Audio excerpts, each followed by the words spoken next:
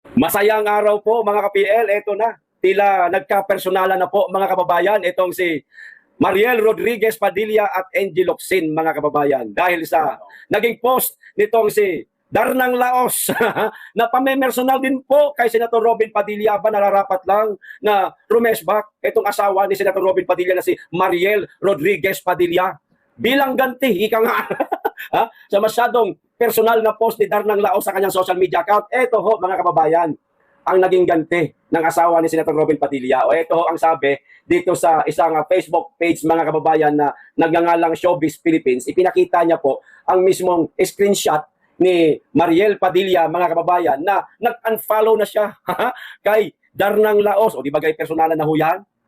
Kapag kayo o tayo galit sa isang politikong dating sinusuportahan natin at naka-follow tayo, anong gagawin natin, di ba?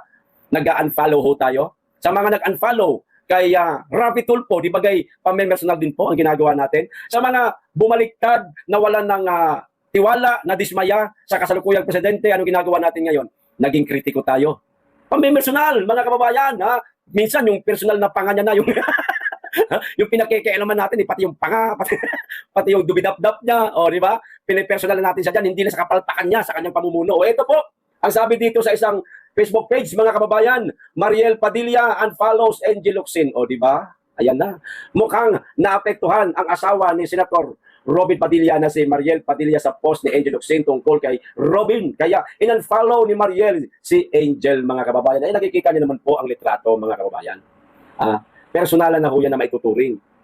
Yung inyong mga social media account, in-unfollow niya na, mga kababayan. Hindi rin natin alam, baka mismo si Angel nag-unfollow na rin dito kay Mariel. O diba? Kasi naman ikaw, Angel Hindi naman ito gagawin sa'yo ni Mariel Padilla. In-unfollow ka, in-screenshot, ipinost pa sa kanyang social media account. Pinakita niya talaga sa mga Pilipinong hindi niya nagugustuhan ang ginagawa mo, Darnang Laos. Edi pinasonal ka. Kung hindi ka man sana masyadong naging agresibo, ayan. Kung hindi ka sana na personal kay Senator Robin Padilla at ipinost mo pa sa iyong sariling social media account, edi hindi ka in-unfollow ni Mariel Padilla. Baka pati ang mga followers mo, mga fans mo, kung may tuturing mo ikaw ay sikat pa na artista, baka nag-unfollow na rin sa'yo. Kasi maraming DDS na mga naka-unfollow sa'yo. O ano na, mga kababayan, naka-unfollow na ba lahat? Kay Angie Locsin? Kung hindi pa, mag-unfollow na. Ganun lang po, mga kababayan. Pagpapakita po ng suporta natin kay Senator Robin Padilla, ipakita natin, no, na naapektuhan tayo. O inamin natin yan. Naapektuhan tayo sa mga ginawa niyang pag-post at pamimersonal sa napakabutit, napakasipag na senador. Hindi kagaya ng ibang senador dyan, tali-talinuhan pero wala naman nagagawa. Ang masama, pati ang issue sa maleta, pinagtatakpan pa. Diba, mga kababayan? Pero si Robin Padilla, nilalabanan niya ang nasa maleta. Nilalabanan niya ang mga makakaliwang grupo na isa yan sa ikinagagalit yata nitong si Angel Locsin, mga kababayan. Kaya ayan, talagang pinahiya din ni Mariel Padilla, mga kababayan, si Angel Locsin. Pamamahiya ho ito. Yung i-unfollow mo siya, i-unfollow mo. Kayo, mga kababayan, i-unfollow ninyo si Angel, tapos i-screenshot pa ninyo, ipopost ninyo ngayon sa inyong social media account. Pamamahiya po ito, pamemersonal po ito. Gawin nyo na. Gawin na po natin pala. Ayan, mga kababayan. Talagang pinakita rin ni Mariel na bakit ikaw lang ang may kayang mamersonal? Kami, hindi. Pinipersonal mo yung aking mister na pwede mo naman sanang i-private message. Total, magkaibigan naman kayo. Talagang ipinakita mo pa sa social media. Nagyaw-yaw ka sa post mo sa iyong social media account. Ipinakita mo sa mga kababayan natin kuno. Kuno, kaibigan kayo. Ayan, di ba? Ni Robin Padilla, pero binabanatan mo siya sa sarili mong social media account. O eto, ang naging ganti, mga kababayan ni Mariel Padilla. O kung sino pa sa inyo, mga ka-DDS, ang hindi pa ho naka-unfollow. Kaya, ayan, Darnang Laos. Gawin na natin, mga kababayan. Iparamdam natin sa kanya yung bilang ho natin. Hindi ho basta-basta ang bilang natin. Napakarami po nating mga DDS. Kapag tayo nag-boycott, talo po natin ang kakamping. Kasi di hamak po na mas marami ho tayo kaysa sa mga kakamping na yan, mga kababayan, kaysa sa mga dilawan, kaysa sa mga pula. Di hamak po na mas marami ang DDS. Aba, laban! Laban! Magandang labanan to kasi social media lang po ito, mga kababayan. Walang masasaktan physically, kundi masasaktan yung kanyang kalooban. Maiisip niya ba? Hindi pala biro na kalabanin ang isang DDS senator. Napakarami pala mga DDS ang handang magtanggol sa kanilang mga senator. Kaya ano pa hinihintay nyo? Unfollow na. Ayan, mga kababayan. O ito pa, isa pang balita, itong tungkol naman po dito sa pagkategi nitong si Mima Alicia, mga kababayan. Kahapon, ng umaga, medyo hindi ho tayo naniwala doon sa lumabas na balita.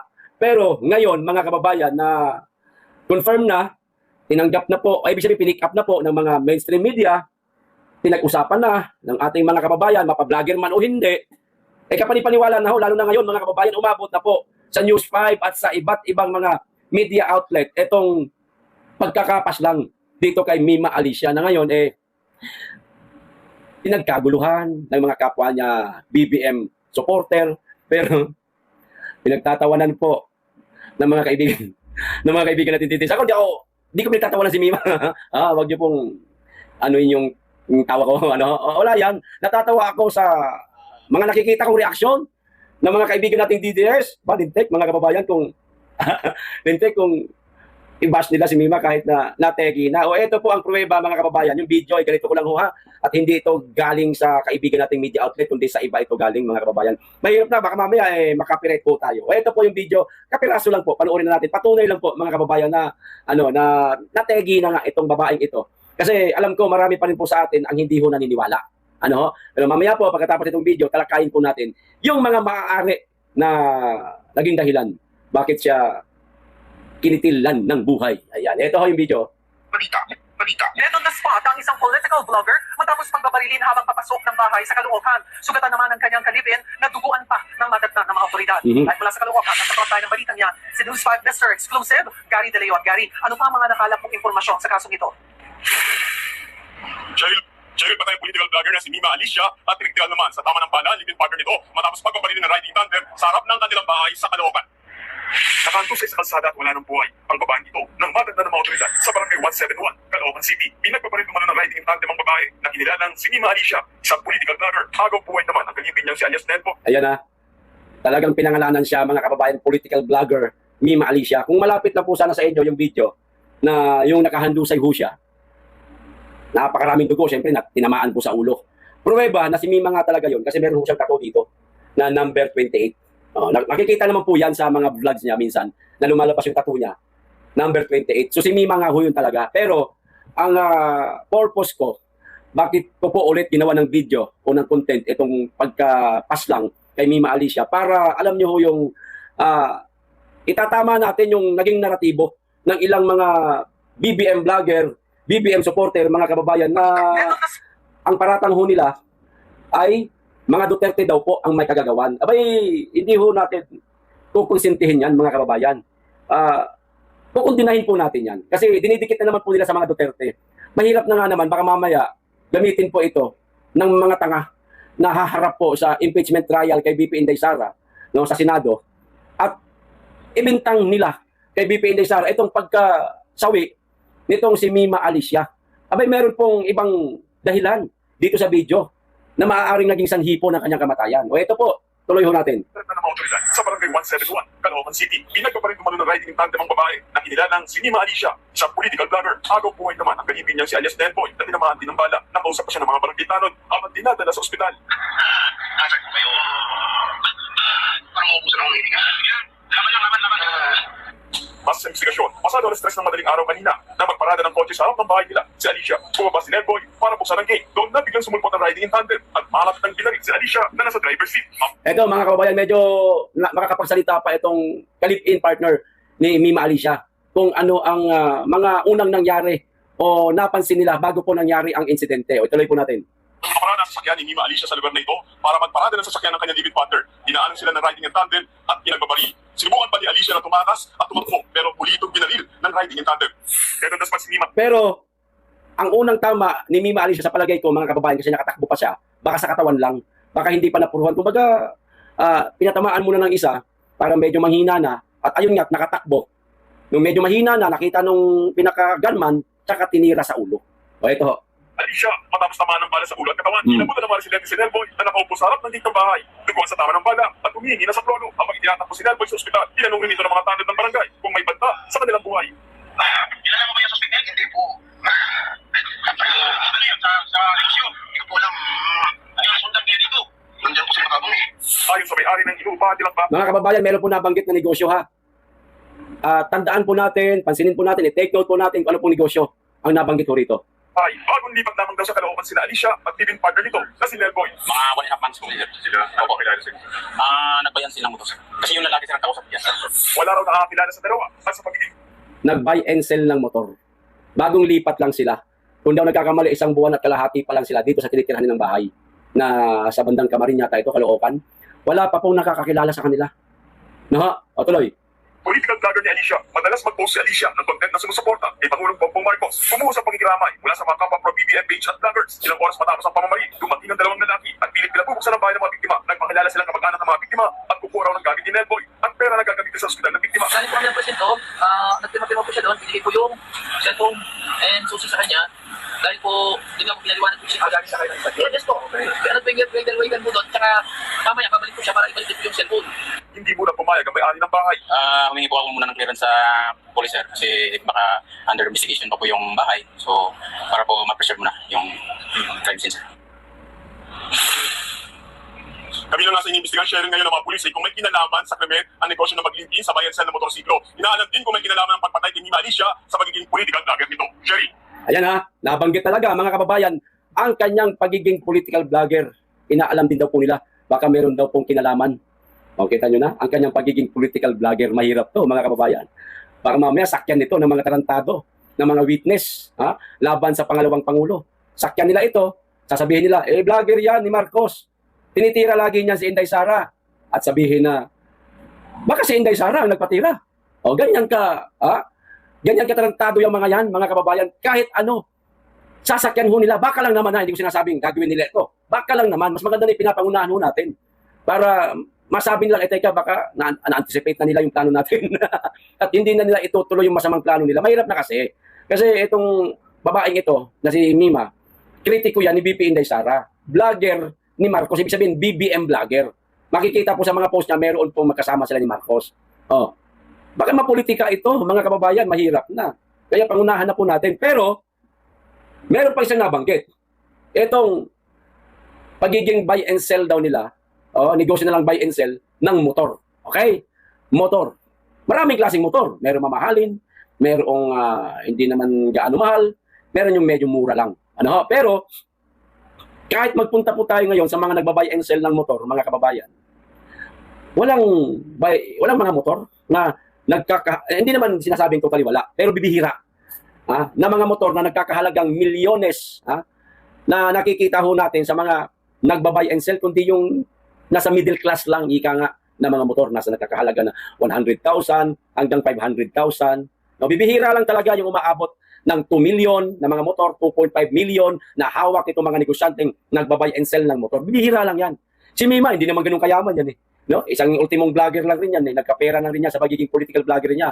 Tapos magbabuy and sell ng mga motor na nagkakahalagang 2 million o mahigit pa o mas mababa, maniniwala ako. Kasi mga kababayan, meron po kumakalat na conversation di umano ni Mima Alicia at etong hindi nakikilalang tao na lalaki ba ito o babae ba ito. No? Meron di umanong onsehan na nangyari mga kababayan. Ito kaya yung isa sa tao nito, mga nakakasama nila sa kanilang negosyo, sa buy and sell. Nagtatanong lang po, mas maganda na yung malinaw ho tayo. O ito po yung kumakalat ngayon sa social media. Kalat na po ito, mga kababayan. O nagkaunsehan. Wala pong sinabi sa kung anong bagay sila nagkaunsehan. Nagkaunsehan sa kanilang negosyo na motor buy and sell o nagkaunsehan sa bigayan. Totoo kaya ito? Ayan, tanong pa rin may tanong pa rin. Ito yung sabi ni Mima Alicia, itong medyo, itong dark na conversation, ito yata yung kausap ni Mima. Di natin malaman kung babae o lalaki ito. Ito sabi daw ni Mima, daw. 2 million yung binigay. O baka nagtanong, itong kausap ni Mima, magkano binigay? O kaya ito naging reply daw ni Mima. 2 million lang, 2M lang yung binigay. Yung parte mo, na kay Boss B pa. Nako, wala sa akin. So hinahanap kay Mima. Yung parte, itong kausap ni Mima di umano sa message na ito, mga kababayan. Yung parte di umano, nitong kausap ni Mima na kay Boss B. Sino itong Boss B? Uy, wala ko sinasabing pangalan basta nagtatanong na po tayo. Sino itong Boss B? Pwede namang Boss Bangag. joke lang. Ito pa. Talaga ba, sabi nung kausap ni Mima, Eh, kausap ko na lang si boss. Sa inyo daw inabot. Kinukupal niyo ba ako? Ayan na, medyo nagkakainitan na po sa kanilang palitan ng mensahe, mga kababayan. Di na lang nagtawagan, ano? No, talagang nag-message pa, nababasa, nakita tuloy, kung totoo man ito. Kumalat tuloy, kung totoo man ito. Okay. Kung may party ka sa 2M, edi 5 na maghahati dun. Ha? Pang-apat lang na tao yung tig 250K. Yan, medyo magulo na. Ang alam, di umano nito si Mima, pang-apat na tao lang daw dapat ang magpaparte-parte. No, si tig 250, naging 5. Aba, nabawasan pa. Kumbaga, ito siguro yung partihan. No? Sa kung anumang negosyo, ito mga kababayan. Kung ito ba yung nasabi dito sa balita kanina na nagbabay and sell sila ng motor o baka mayroon pa silang ibang negosyo. Baka lang naman. Sabi naman nitong lalaki, nitong kausap niya, lalaki ba ito o babae? Parang lalaki kasi ang datingan sa mga message eh. Masyadong matapang eh. Kausap na lang ni Mima, ayan. Talaga bang 2M lang? Sabi ganon. O tanong niya, 2.5 ang ibinigay, wag niyo ko galitin. Ina. Ang reply naman di umano ni Mima, pahala ka nga. Pahala ka kung ayaw mo niwala, basta 2M lang. Parang pinagsasabong to, mga kababayan O ito pa, maliit lang ang Caloocan. O eto na mga kababayan, ako pa kukupalin nyo. Ayan. Ang datingan ng message nitong itong kausap ni Mima, parang lalaki talaga eh, no? Kasi mga ganyang message, masyadong agresibo, masyadong matapang, lalaki-lalaki ho datingan. So, maliit lang daw ang Caloocan. Saan po ba nategi itong si Mima Alicia? Di ba guys, sa parteng Caloocan ng rin mga kababayan, sa Kamarin, dito po siya nabanggit, dito sa balita kanya, at sa kahapon pang binasa ho natin, Caloocan, Kamarin. Maliit lang daw ang Caloocan. Kalaki ho ng Caloocan. Hiwalay nga, yan, meron pa Caloocan dito sa bandang monumento. Caloocan, papunta yan doon sa Bagong Silang, mga kababayan, itong Kamarin. Malayo-layo na ho ito. Bagong lipat. Sila Mima. Pero ang galing, natunton. Itong mga gunman, ang bagong tahanan o nilipatan nila Mima Alicia. Mga kababayan, hindi basta-basta itong nakabangga ni Mima Alicia. Kasi ang bilis niya pong natuntun eh. Kakalipat pa lang nila, 45 days pa lang. Ayan na. Natuntun na sila at nadali pa nga. Kasama ng kanyang kalibin. Mga kababayan uulitin ko lang yung naging negosyo nila. Buy and sell di umano na motor. Sabi ho dito sa balita. Pero, motor, 2.5 million. Anong klaseng motor to? Ito yung mga mamahalin. Alam natin na mayroong mga mamahaling motor, umaabot ng milyon. Pero, ewan ko, hindi ko talaga masakyan, mga kababayan. Kung talaga bang motor lang ang negosyo nitong si Mima Alicia, baka meron pang iba na negosyo. Baka, halimbawa, maliban sa pagbabay and sell ng motor, baka nagbabay and sell din sila ng mga sasakyan. Pero ang nabanggit po sa balita, motor lang. Aabot ba ng 2.5 million? Ganun kalaki. Ano ba yung hatian? O ano ba yun? Yun ba yung hahatiin? O babawasan pa yun para sa kanila? Ba't ang dami nila maghahati-hati, 5? Di ba ako, negosyante ko ng motor, buy and sell ako. Ba ako lang.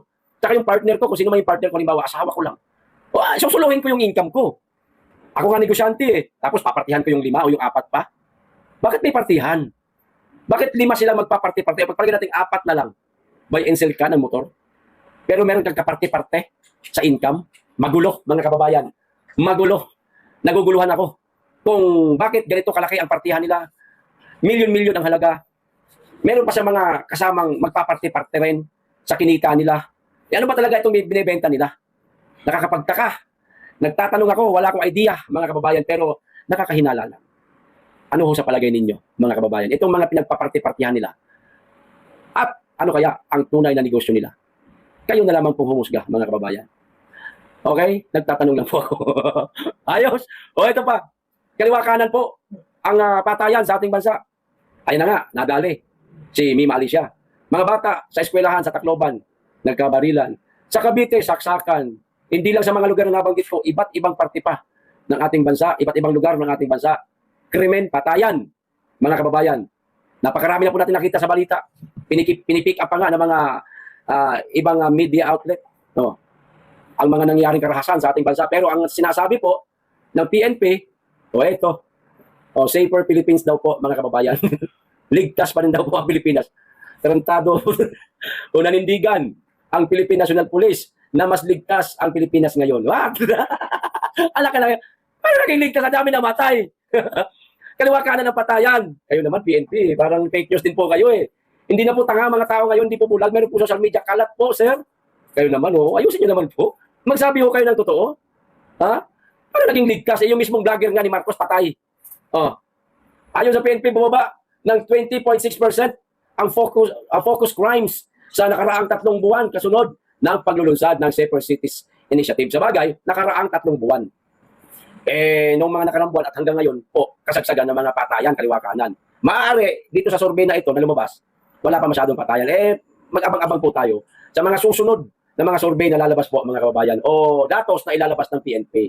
O naiintindihan natin kung hindi ito ang ating nararamdaman, medyo nakikita lang po natin yung mga sensational na nangyayari, pero yung statistics natin talaga, pababa talaga, sabi ng PNP, yung krimen. Pababa talaga yung krimen. Pahayag ni PNP spokesperson, Police Colonel Allen Raico, mga kababayan. Sige, pababa, yan ang gusto ninyong sabihin sa publiko eh. Kahit na nakikita na ng publiko, kaliwa ka na ng patayan, para sa inyo, pababa pa rin. Kaya naman mga sir, mag-ikot-ikot kaya kayo. At kung may makita ho kayong krimen, gamitin nyo po yung inyong sariling social media account, Philippine National Police. I-post nyo po doon lahat ng mga nangyaring krimen. Patayan na lang. Para updated ang tao. At para doon na rin tayo kumuha ng datos kung tumaas nga ba o bumaba ang kriminalidad sa bansa, mga mamang pulis. Hindi yung kayo-kayo lamang po ang nagsasabi na bumaba ang crime rates sa ating bansa, pero nakikita ng publiko taliwas sa mga sinasabi ninyo. Asahan po namin na magsasabi po kayo ng katotohanan. Huwag niyo pong bubulagin, huwag niyo pong gagawing tanga ang ating mga kababayan. Okay, hanggang dito lang. Maraming salamat. Pag-iingat kayo lagi, tigit sa lahat. Mahalin po natin ang Pilipinas.